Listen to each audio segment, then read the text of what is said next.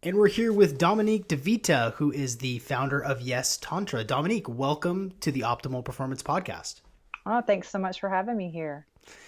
I think I'd like to start with some definitions.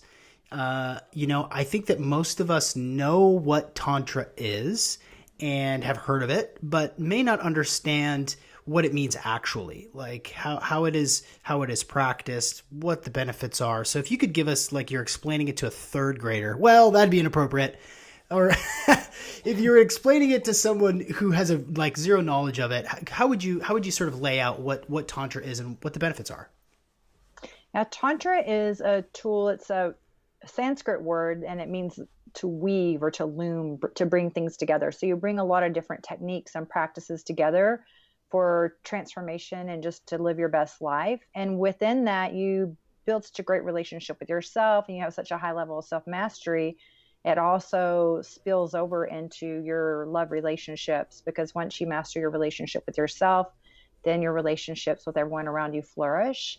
And so when you're able to have deep intimacy with yourself and love with yourself, and you use tantric self-pleasure practices, you become your own best lover, and then you become a better lover with other people as well. So people usually think tantra is just about sex, but tantra is really about opening up the whole world for you and letting you be at your peak performance with sex, and inside the bedroom and outside the bedroom, like how you move through life. Hmm. Because what happens in the bedroom is also how you show up outside the bedroom as well. How we do one thing is how we do everything, kind of. Yeah, I totally agree with that. I definitely vibe with that. I mean, I've already learned something. I did only think that tantra was between two consenting individuals. I didn't realize that. Well, then maybe go a little step further and explain what self tantra is all about. It's actually the beginning. And for me, I had this misconception too. I thought that I needed a partner to learn Tantra. So that delayed my journey by a decade, because I was just like waiting. I had a book and everything. And if I would have opened the book, I would have seen that there's practices, solo practices. So it all first begins with you. Especially when I work with male clients, it's much easier for males to start these things as a solo practice, because I'm teaching them how to do things like have sex for 5 hours, how to separate their ejaculation from their orgasm so they can be multi-orgasmic too, and so that they don't deplete their energy with frequent ejaculation. And so it's easier for them to have this level of self-mastery on their own with their self-pleasure practices before they bring in a partner, and then the energetics of that partner can make it to where they go past the point of no return more easily. So you have that level of self-mastery, and then when you start to achieve this, they feel so much more power in their bodies. They feel more power in their penis, and their magnetism, their confidence increases, and they attract better partners. So it's really great to first start as a solo practice, and then it will make your dating life so much easier, because you'll attract better partners both for men and women. Hmm. Oh, that's cool. I like that. Yeah. Let's talk about dating a little bit. We're in this really strange time where we are just starved for human connection. I mean, like, hugs are against the law now, handshakes are no longer a thing. I mean, of course, I'm being facetious, and that's not what I believe to be true in actuality, or going forward. But especially with the clients that I work with, which is not based in sexuality, a lot of them are having a really hard time, like, having meaningful connection, and it's essential to our emotional well being and our physical and our mental and spiritual well being. How do you think of this strange time that we're in, where we're isolated, having to stay inside, and how we can move through this gracefully? I mean, is it online dating? Is it mastering, or on the path of mastery for self tantra, and then when it's time to go out and see the world and be with others, like, how do you think of this very prescient time that we're in, and how it relates to what we're talking about? Yeah, what I'm finding during this time and with clients that I'm having, or people that are interested in working with me when we speak, is everyone, their shit is really coming up for them, because so many people are not comfortable being with themselves. Yeah. Like they want solitude, time with themselves is scary for them. And whenever you start to master Tantra, you actually relish those moments. You actually start to enjoy the time with yourself, and you're not as afraid of being alone. And that helps you also be more selective, because sometimes we just are so desperate for any kind of physical touch or attention or affection or to be around someone that will settle and will tolerate like a fuck boy or a fuck girl, or people that really aren't really worthy of our time and are not the best choices for us, just because we're so longing for that. And also, not just that we need the physical touch from someone else, but because we can be so uncomfortable being alone. And before the lockdown, we could distract ourselves with, going out, with traveling, with showing off our status symbols, with, numbing out with going partying and going drinking and going dancing, and just like not paying attention to what we need to focus on for ourselves. So this has really slowed things down and made people to have to really sit with themselves and really look at, where are the things I need to work on, and why is this so terrifying for me to be by myself? What's coming up for me? And then when they start to learn to relate to themselves better, then when it becomes so much easier to deal with this, and you can learn how to intimacy and connection even in long distance relationships with other people. And so first working on yourself, doing your healing, and then when you start dating again, you're going to come from a better space, because all relationships, we are our longest lasting relationship, from our first breath to our last breath. And all of our other relationships are simply mirrors of the relationship we have with ourselves. So once we work on the relationship with ourselves, all of our other relationships are enhanced. Because, and if we're very critical, let's say if don't have a lot of self-love and our inner critic is always showing up and we're always, negative self-talk, things like that. And if that's how we operate, when we enter a relationship with someone else, that's going to surface with them. And then we'll be nitpicking of them. And then we won't be very loving of them, because we don't even know how to do that for ourselves. So that's why initially in relationships, honeymoon period is really fun, because everyone's on their best behavior. It's fun. You're getting a lot of attention and everything. But then this pops up again. If your partner is being an entrepreneur, is really busy, or has some demands on their schedule, and they're not always meeting every one of your needs and give you attention all the time, then you can feel rejected, or you feel abandonment issues come up, or you feel like, oh, you don't love me anymore. And all these things will surface. But really, we need to enter relationships from a place of abundance and not scarcity. Where our self-love cup is overflowing, where we have amazing self-pleasure. And even not masturbate in the ways that we usually masturbate. Have with Tantra, you do prolonged self-love and self-pleasure practices and techniques that are really so much different than what we usually think of doing when we masturbate. Yeah, I definitely want to circle back around to some of those techniques, because I'm fascinated by it. And what better time to be exploring thyself than right now, when you're spending so much time by yourself. So how does, I don't know. It seems to me like most people meet online now, dating apps. And I'm so out of school with this, because I've been with one. I've had one partner since I was a kid. I mean, my wife and I have been together since we were 15. So like, wow, that's beautiful. It's wonderful. And also I have zero experience in dating. So the what I hear from people is that it's just really challenging, and this process of, saying the right thing on these myriad apps, where it's a commodity, right? You just got to get reps. You got to swipe, and maybe there's a connection, and maybe there's a spark, but you can, you're a swipe away from someone brand new. How would a practice of self tantra, or tantra in general, how does that tie into this online dating paradigm that it seems like so many people are in right now? Yeah, great question. With Tantra, everything is about your intention and setting your intentions.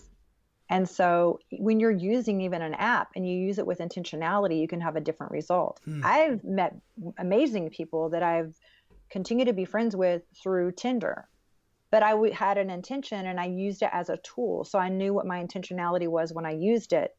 And so I used it to work for me, not against me. Now, I had one client, and she calls me her happy, healthy, wealthy manifestation coach. And she had been single for a while, and her friends would jokingly give her the Tinder and be like, oh, you need to get a date, go there. And they would just kind of be laughing about it, right? And swiping through and kind of making a game of it. And so when she shared that with me, I said, well, if you're going to approach it that way, you're not going to get the results you're looking for. Because if you're approaching it as like, I only want to hook up, or I'm not really respecting the other person, or I don't have respect for myself, or you're going to get a different result. But when you put your intention, your focus, then you can really use it as a tool. So for me, being a woman, always being approached by men, I wouldn't approach men. So being approached by men, I noticed later, what is this pattern that I have? And I had modeled, right now I'm 52, but when I was younger, I had modeled and stuff when I lived in LA. And so you get all these men approaching you all the time. And then I had to think about it. Oh, the nice guys aren't approaching me because they're intimidated. So I'm being approached by the guys that approach everything that moves, right? Like they're on it. So then I'm going to end up choosing from the people that are approaching me. So then that's the people that I'm attracting, right? Whereas with the Tinder, I was like, wow, this is fun. I can take a step back and look at you start to understand energy and reading energy too. And your intuition is more dialed in as well. So I could look at their body language. I could look at their energy. I would look at how they would post. I would say, and I had my intention setting, and then I could attract really amazing people that are some of the most beautiful souls that are great friends to me, even though, we decided it wouldn't go in a romantic way. We had great friendships because there was just a lot of mutual respect and everything within that. But I used it as a tool. And then when I taught this to one of my clients, she attracted a divine partner through using the dating app. She was about to shut it down. She was like, I really hate doing this. I was like, just hold in, make a list of the things that you're wanting. So it's all about the power of the intention. And another powerful point is we were created from sexual energy. Yeah. Yeah. Right. So sexual energy is our life force energy. So when we know how to focus our turn on, focus our arousal, and use our sexual energy and focus it in on what we want to create in our lives, we can create a life that we desire. What is our heart really wanting? So if you're familiar with Napoleon Hill's book, Think and Grow Rich, chapter 11 is titled Sexual Transmutation. So that is just using the power of your sexual energy, like tapping into your intimate power to create the life that you want. And these were techniques that were used by Nikola Tesla, Steve Jobs, Albert Einstein to tap into their creative genius. So we're powerful creators. So just owning your power and not having shame. We have so much shame about our sexuality, shame around sex, shame around our turn on. And we're not really fully living in a place of empowerment. So we operate from our logical mind and we overthink and overanalyze everything, but we're not really embodied in our bodies as to how powerful we are and how kind of dialed in that we can really we're like magnets, right? So magnets are going to either attract something or repel something. We have this energy. So with Tantra, you elevate your energy up and you become this magnet to attract what it is you want, like law of attraction, like attracts like. But then you add your sexual energy and those other Tantra techniques with it. And it's like turbocharging your sexual, your law of attraction abilities. Oh my gosh, I have so many questions just flying through my head. Let's go. So we can have a part 2. Good. I tell me more about Tesla, Steve Jobs, the connection there. What did they do? How did they do it? What was it? It's been reported that Nikola Tesla had spent time in India and had practiced with some of the people because Tantra comes from India, and he wasn't married and he was a very handsome man, but he was more focusing on using his sexual energy towards what he was wanting to create in the world, towards his creation. And so it's been reported that Steve Jobs did this as well, and Albert Einstein. So, and I believe Thomas Edison. So a lot of the geniuses, they would really understood their own power. If you notice, whenever males will ejaculate, they fall asleep, right? So it can be so draining. When you think about females, we lose our energy through menstruation, through periods, and through childbirth. But when we're born, we have all of our eggs inside of us already. Males, every time that you ejaculate, you have to build up that reserve again. And you're letting out several thousands, millions of sperm that could each one create life. Like that's a lot of energy, of minerals, of things that you're just constantly leaking out when you're frequently ejaculating and you're not aware of it. So that's why males will fall asleep right after sex. And then females can be more energized with the orgasms and will stay awake. And in ancient Taoist techniques, which I merged that in and I use tantric techniques and then Eastern medicine techniques with Taoist practices as well. And Taoist beliefs, it's believed that the reason that lifespan on average for females is longer than males is the fact that males' lifespan is shortened by frequent ejaculation. And they use these, they did a study and they got these specific worms that are kind of similar in some biology ways to humans, but their lifespan is only 28 days. They got one group of worms and let them breed as usual. The other group of worms, they had given them like a little vasectomy. They'd given them a snip so that when they had sex, they wouldn't be ejaculating. And the lifespan of the worms that they snipped either doubled or tripled. I'm thinking tripled. I know at least doubled their lifespan. Wow. Because they weren't constantly draining and then having to build up this reserve again. So a lot of times you'll feel like my clients still feel more energized when they start ejaculating so frequently. And I do have one story. I have a client that I worked with. He's like in his 60s, and his wife was like, okay, now that I'm menopausal, I'm not having pain with sex and I want to have sex. Like her drive was going up and I'm not having pain, but he was having challenges and he was having erectile dysfunction, and even Viagra wasn't always helping him. So he started working with me. We worked together for about 6 months. He started doing these like exercises and practices and techniques. I taught him to strengthen his erection and to help his sexual energy flow through his body. And then he continued to do them after we started working together for another month or so. And then he emailed me and he says, I'm fully functioning. I'm pharmaceutical free. My wife is happier than ever. I'm ready to take this to the next level. And he would always tell me, even when we worked back together then, like, I want to thank you. And my wife wants to thank you. She's older. She was a little shy to work with me one-to-one, but she was like, the work I was doing with him was benefiting her. Right. So when we started working together again, he says, my wife keeps thanking me for the work that I've been doing. And she says, she's so excited to see how this next level is going to be. So I did another session with him and talked with him some more things now that he had reached that level. And then the next time I talked to him, he was like, oh, I had like a marathon Monday before work with my wife. We had sex for an hour. Now she has at least 8 orgasms at a time. And the next day I was ready to go again, but she couldn't even keep up with me because she kind of got like a UTI from like all the sex. I was like, remind her to pee after, you know? And she was like, now I need to do stuff to keep up with you. And he was like, I have never felt so much power in my penis. I was like ready to go the next day. It was like, I wish I would have discovered this 15 years earlier. Yeah. And so it's so powerful, but men don't understand how powerful they are, and that they're just giving away their power by either being distracted with porn and with frequently ejaculating. And then they're just like kind of wiped out again. And then they have to build back up, and they don't get their reserve of energy up. And when their energy goes up higher, my clients will be like, oh, I'm feeling more creative. I'm much more creative in my business. I'm having more energy to do things. And it's just so wild just to see the shifts that they're experiencing, and they had no idea. Yeah. Oh man, that's so cool. That's so cool. Yeah. I recently had John Gray on the podcast, and he was explaining that, like, you know, once a week, that's how often you should ejaculate. Once a week. It doesn't mean that you can't have orgasms more frequently, but once a week, because you need that testosterone. And that alone was just like, oh, blew my mind. And I imagine when people are hearing this for the first time, it should intuitively click for them, right? Like, especially for the fellas, right? They know how they feel after they, you know, quickly dip into the opposite room and pull up some porn on their phone and you know, ejaculate, and then feel guilt, shame, tired, cranky, moody.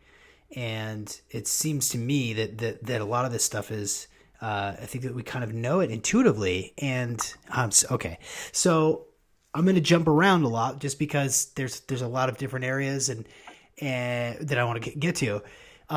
You mentioned vasectomies, and let's just say I'm asking for a friend. Yeah. I have concerns because I don't want an unneeded surgery. I don't want to halt any of my normal biological procedures. And I don't really know. I'm 37. I'm a grown up. Got 2 kids, a couple of businesses, and I still don't know like what happens in a vasectomy. What happens afterward? Well, I know what happens, but what would that do to a man's sexual energy, or their potential to use that sexual energy, like you said, to do more in the world and to manifest at a greater level? You know, if you're not frequently ejaculating, some fluid will still be coming out. But if you're not having the full ejaculation, you probably would still have the benefits like the worms had once they were snipped, right? And it's so much easier for a male. It's such a much easier procedure than a tubal for a woman. It's, it's more minor, less invasive, and you can go home right away. ICE will be your best friend if you choose to do that. I'm also a registered nurse. So I understand I've recovered patients and helped patients with tubals and with these procedures. So people don't realize how it impacts a female's body to take hormones. And I wish I had known that and had that awareness when I was younger, because the hormones, they really cause a lot of havoc in women's bodies. And so for them to constantly be having to take that to prevent pregnancy has a lot of risk for it. So if that's something that you're open to doing, I would encourage it. And then if you decided to reverse later, it's so much easier for a man to reverse than for a woman as well. Got it. Okay. So it has more of a success rate on the reversal for males than for when women get their tubes tied. Got it. Okay. So yeah, there'll be some discomfort, but it won't be as much discomfort as having a baby. And she did already do that. She did. She's done more than her fair share. Amazing. Yeah. So what I'm hearing you say is it's not that big a deal. It can be reversed. But I do have just like you said, I'm constantly replenishing these stores of sperm and it's a good thing. They have minerals and it's good for your body to actually keep that and retain that. So then if and when a vasectomy happens, then I'm not producing that. I'm not actually producing. You're still producing. You're just, the little pathway that's going to allow it to leave your body is going to be snipped. So even with an orgasm, you may have a little bit spillage of some that just won't come out your urethra now, right?